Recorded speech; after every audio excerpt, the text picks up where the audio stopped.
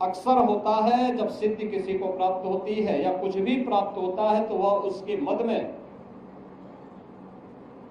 फिर कुछ नहीं देखता, किसी को नहीं समझता।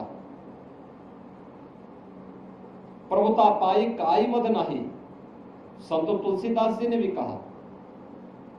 लेकिन बाबा ने अपनी साधना का उपयोग, इस सिद्धि का उपयोग राष्ट्र के कल्याण के लिए किया, लोक कल्याण के लिए किया।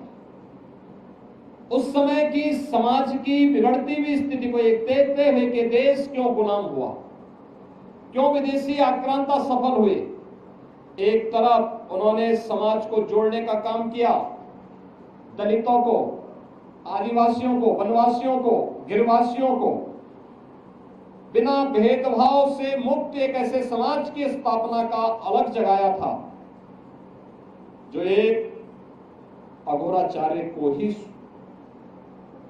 के द्वारा ही संभव था, एक योगी के द्वारा ही संभव था, एक संत के द्वारा ही संभव था।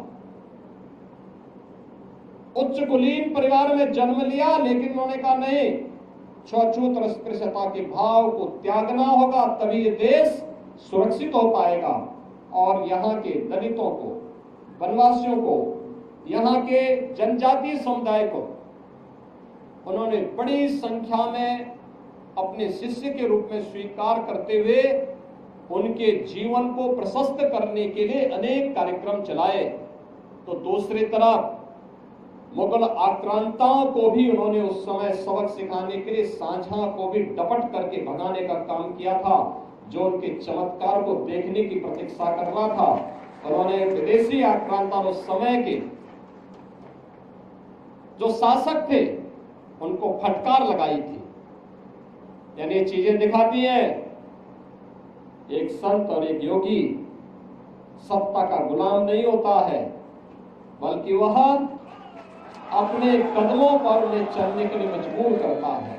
और यही कार्य आज से 425 वर्ष पहले इसी रामगढ़ गांव में जन्मे पूज्य बाबा अघोराचार्य कीनाराम जी महाराज ने अपनी दिव्य साधना के माध्यम